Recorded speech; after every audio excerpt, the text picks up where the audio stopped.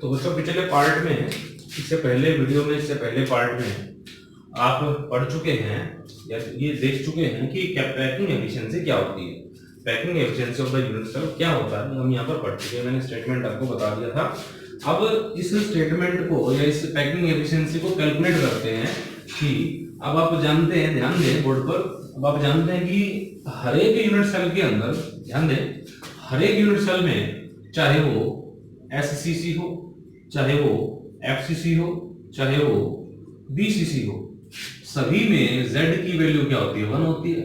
इसकी z की value क्या है, 4, इसकी z की वैल्यू क्या है बेटा, 2। सब में नंबर ऑफ एटम्स अलग अलग होते हैं।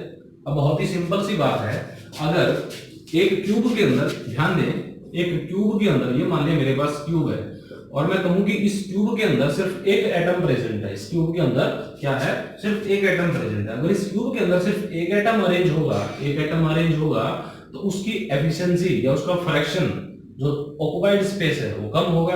अगर इसी क्यूब में मैं 4 एटम को फिट कर दूं, 4 एटम को अगर फिट कर देता हूं, तो उसका टोटल स्पेस ऑक्युपाइड वो क्या आएगा, ज्यादा आएगा, बीसीसी में थोड़ा कम आएगा। क्लियर है? तो मेरे कहने का मतलब मेरा ये है कि एससीसी में, एफसीसी में, बीसीसी यूनिट सेल्स के अंदर सबकी पैकिंग एफिशिएंसी या पैकिंग फ्रैक्शन की वैल्यू अलग अलग आएंगी। अब ये वैल्यू कितनी आती है ये हम यहाँ पर कैलकुलेट करते हैं। ठीक है, तो सबसे पहले बात करते हैं, फर्स्ट पार्ट इसका आप डालेंगे फॉर एससीसी यूनिट सेल। कौन सा unit cell? SCC unit cell. इसके लिए कैलकुलेट करें। हम जानते हैं, ध्यान दें, हम जानते हैं कि पैकिंग एफिशिएंसी क्या होती है। अभी मैंने स्टेटमेंट लिखा था, अगर आप इसका फार्मूला तैयार करें तो फार्मूला क्या बनेगा, फार्मूला बन जाएगा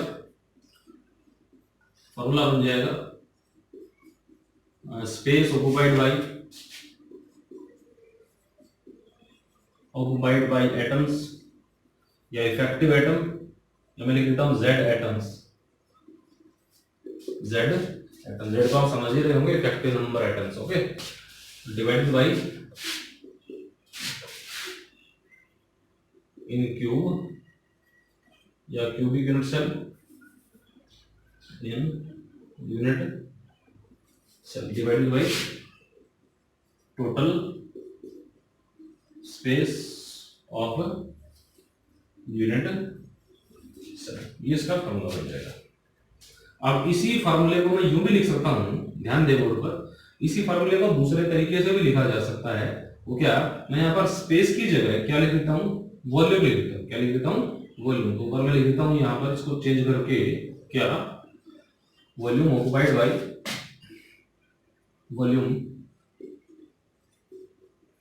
occupied by Z atoms, okay, divided by total space की जगह में क्या लिख रहा हूं, टोटल वॉल्यूम,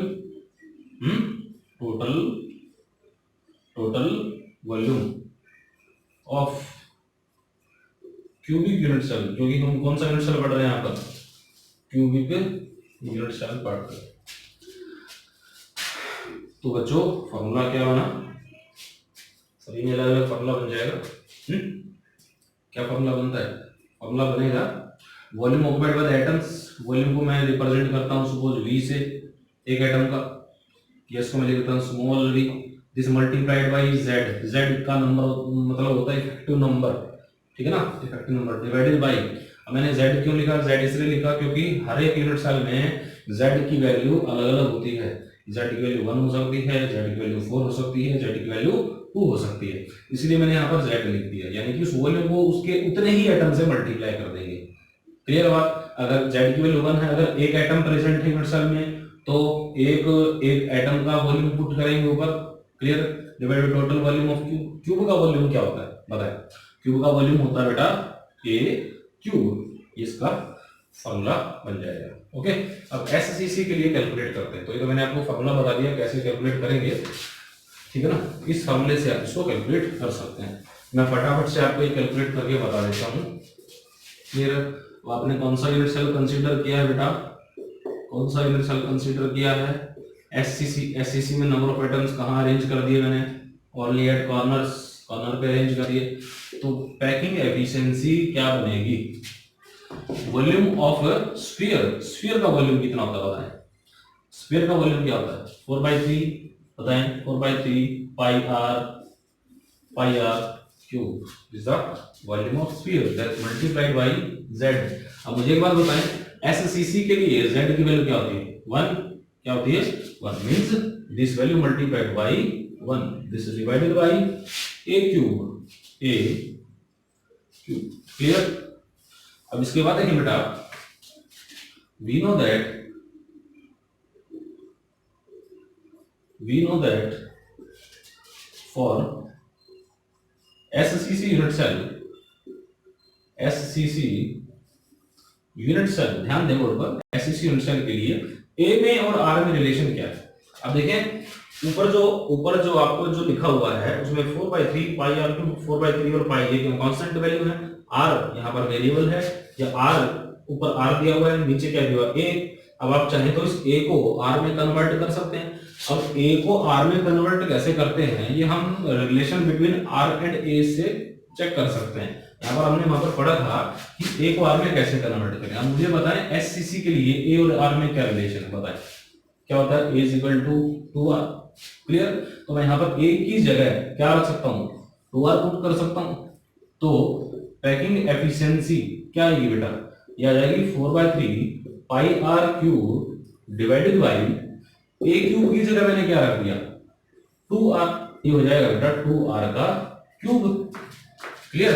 अब इसको मैं इधर लिख देता हूं, तो 4/3 pi R cube divided by 2R का होल क्यूब, 2 का क्यूब R का क्यूब, 2 का क्यूब कितना हो गया 8R क्यूब, R क्यूब से R क्यूब कट गया, क्लियर है।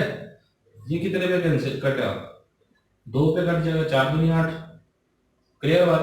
तो क्या बचा पाई/3, ऊपर हो गया पाई/3, नीचे क्या बचा 2, उसके मल्टीप्लाई में आ गया।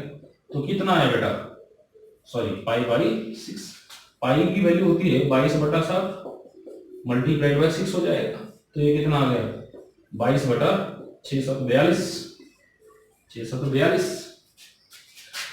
तो 22 को 42 से भाग दे दो, सीधा सा बता देता हूं आपको, अगर 22/44 होता, सपोज 22/44 होता तो पूरा 2 पे कट जाता, आंसर आता 0.5।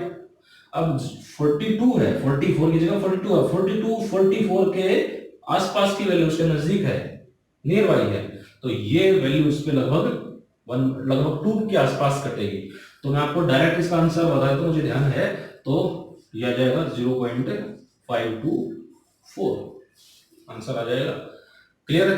तो अब हम क्या करते हैं, ये तो आ गया, सॉरी यहां पर मुझे लिखना था पैकिंग फ्रैक्शन, ये लिखेंगे बेटा, ठीक है ना। तो हम क्या करते हैं, इस पैकिंग फ्रैक्शन को 100 से मल्टीप्लाई कर देते हैं। 100 से मल्टीप्लाई करने के बाद आ जाएगा पैकिंग एफिशिएंसी, क्योंकि एफिशिएंसी किस में होती है, परसेंटेज में, क्लियर है। तो आंसर कितना है आपका, 100 से मल्टीप्लाई करो इस वैल्यू को, 0.524 को 100 से मल्टीप्लाई करेंगे तो कितना आ गया, ये आ गया 52.4%, क्लियर।